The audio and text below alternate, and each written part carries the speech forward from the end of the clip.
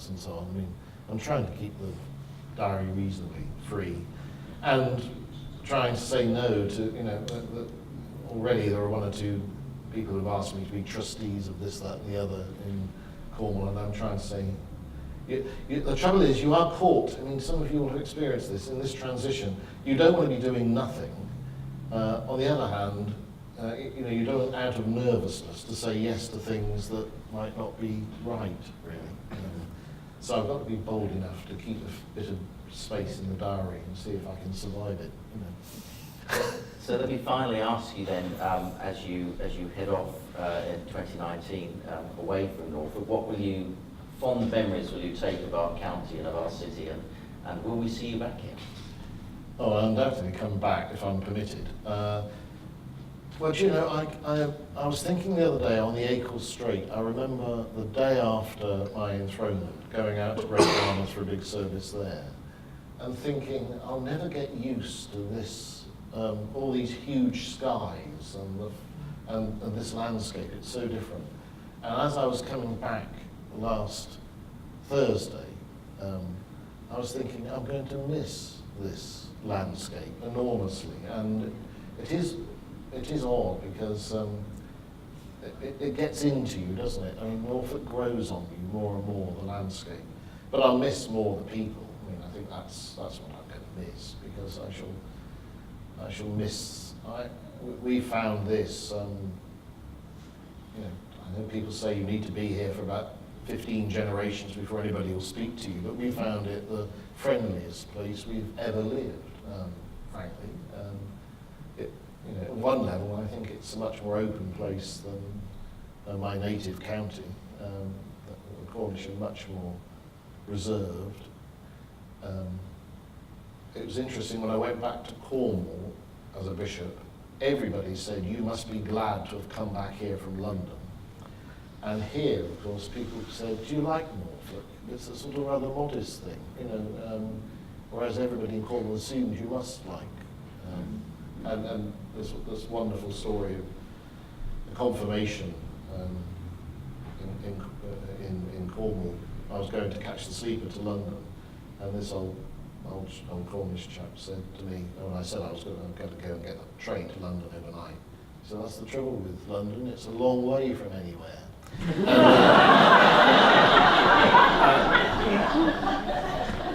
And that could only be said down there. And the thing I like here is there's a much greater sort of modesty, I think, about the place. And that, there's something in the heart of the people. And we will miss living in Norwich. I mean, there's nothing more wonderful than, I mean, sometimes I've been speaking at some event at 7 o'clock and still managed to get to the Theatre Royal to watch what's ever on at 7:30. You know, you can mix life together, and that's what we like doing. You know, mixing relaxation and the rest of life. You know, if I'm at Carrow Road, if I'm dressed like this, am I there on duty or am I there enjoying myself? It depends on the result, I suppose. Well, it's very clear that from Christ the Carpenter Church in Dogsthorpe to the fine spire of Norwich Cathedral, you've made a huge impression on each community that you've been part of, and wish you very well in your retirement. I thank you very much for spending an hour with us today. Ladies and gentlemen, Graham James.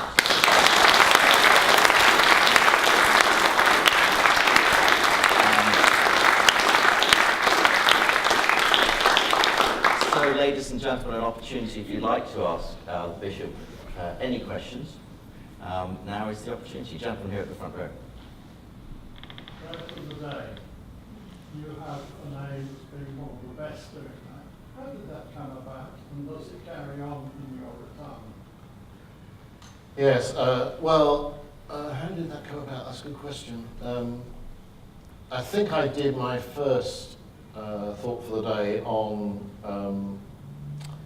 it was when Pope Benedict came, and I think they phoned me up, possibly because of past Lambeth connections, and asked me to do a special one on that day. And as a result of that, I then kept getting asked to do it again. I don't always, I mean, I can't always say yes, because you do need some time the day before to write the script. It's 2 minutes, 45 seconds, and it takes a lot longer than an hour-long lecture where you can just ramble on, you know. It's, you know, short and scripted pieces do take a lot more preparation, especially if they've got to be topical. And actually, I suppose in some ways it is the most difficult thing I do, because you wake up the morning before you're going to do it, and you think, oh, blimey, millions of people are going to listen to me, and I've not the slightest idea what I'm going to talk about. And somehow or another you scratch around and look at the newspapers and so on. And then the producer comes on to the phone. It's usually between 9 and 10 the previous morning, once that day's has gone out, to talk about what it is you might think you're doing, and then you'll write the script. And then 2 producers have to say yes to the script, and they might come back to you, and I mean, often they make some sensible suggestions. Sometimes there's a bit of a battle about the subject matter. If they think you've become too political, because you're an uninterrupted voice on the radio, you know, that's the challenge. You know, nobody's going to come back to you to criticise you, which is why, of course, some of the Today presenters don't like it, because they can't, you know, ask you questions. And it's also the one bit of the programme that's not in the hands of the Today programme producers. It's done by a separate producer from religion and ethics. But yes, so I'm continuing doing it. They did say, I mean, we'll see when I get to Cornwall. I am within walking distance of the BBC studio in Truro, our house, so it won't be completely impossible. No, possibly not. You're going to still have the punishment on a 10 to 8 on a morning. Okay. Gentleman there. You've said that you have a great admiration for Archbishop Graham James. Can you name 1 or 2 others who you've admired through your lifetime, from childhood? Archbishops or anyone? No, anyone. Any Anyone. person. Cricketer. Yes. That's a very good question. I suppose that, you know, there are people I've never met who I've admired, and people who you meet and you admire the more for doing so, you know. And I would have said that somebody who I have met a few times, who seems as remarkable in the flesh as he is by reputation, is Desmond Tutu. I think he is a quite remarkable person at every possible level. I can remember before the 1988 Lambeth Conference, when I was the Archbishop's Chaplain. It was early in the morning. It was I was staying in Canterbury, in the Old Palace in Canterbury. We were due to have breakfast about 7:30 before we went off to the conference. I went into the chapel in the Old Palace because I was preparing some things there for later on at 6 a.m. and Desmond Tutu was already there praying, you know, an hour and a half before anything was going to happen, which told me something about the depth of his faith and you know, just who he was, where he found himself, and indeed his what he put up with at that time and his wisdom is something that I have admired. And then,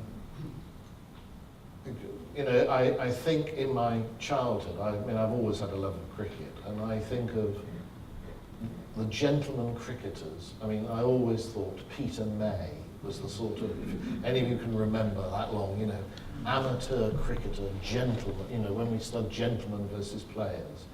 And everybody I've met since then who knew him said what an absolute gentleman he was. And that was also true. Somebody else who I did meet, who I admired enormously, is Roger Bannister, you know, because I met him because we were in the same dining group together at one stage. I mean, he's now departed this life. But a more modest man you could hardly come across, and yet, of course, extremely distinguished in the field of medicine, this particular field. And yet, you wouldn't have known that he would always introduce himself. Sometimes people who are famous expect you to know them. And although I'd met him quite a number of times, he'd always say, Roger Bannister, I know you're the Bishop of Norwich. I said, yeah, I know you. Yeah, I know, but there was a sort of extraordinary charm to him, really. It's interesting you mentioned Bannister because there's someone in the audience this afternoon who used to run with Bannister. Oh, really? Yes, another doctor. Gosh. And I think you can guess who that is. Yes. Any other questions?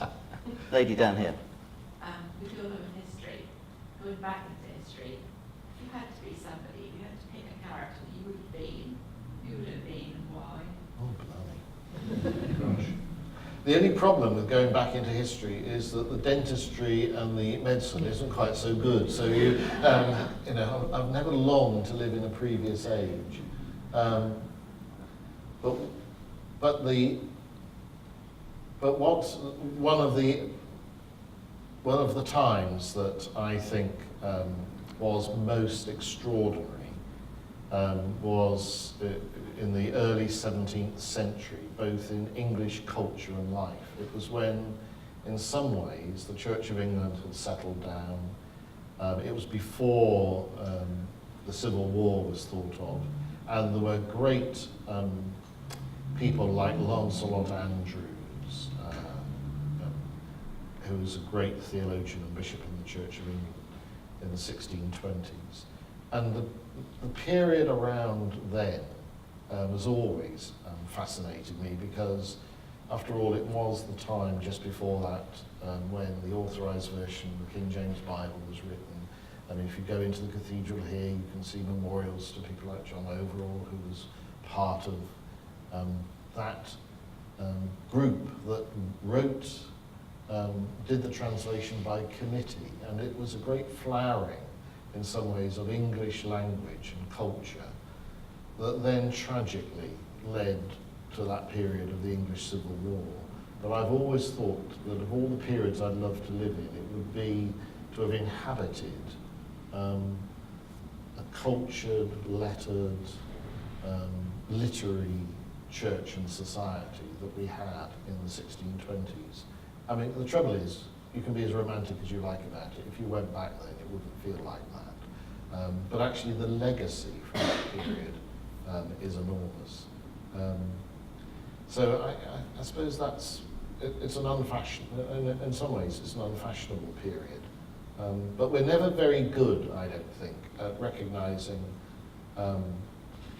the greatness of some of the ages just before huge social change takes place, and the two often go together. Very true. Gentleman there. You've talked about the enormous changes in significant periods. In that context, how do you feel about the church in the context of being the established church?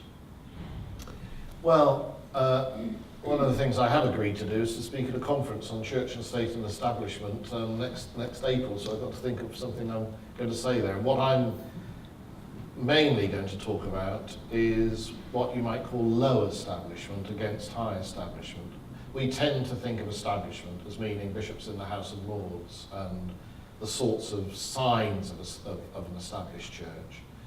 And yet I think the majority of people, if they've got any affection for the establishment of the Church of England, it comes through their right to be married in their parish church, for example, that we're not simply a church of congregations who are independent and competing with each other, but that each incumbent of a parish, each vicar, each rector has got a responsibility for a bit of a portion of the land of England.